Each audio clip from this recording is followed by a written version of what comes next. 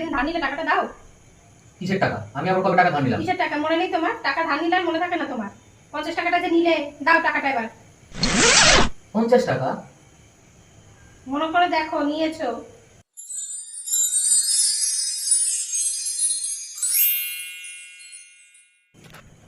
এই নাও, 100 টাকা দিলাম, 50 টাকা কেটে আমাকে বাকি টাকা ফেরত দাও। বেশি চালাকি তোমার। আমার কাছে কিন্তু খুচরো নেই, দিতে পারবো না। ওসব আমি জানি না, বাকি টাকা আমাকে এক্ষুনি ফেরত দাও। দেখছি, দাঁড়াও। দাও, সবসময় আমাকে বোকা বানানো, বেশি চালাকি কেন?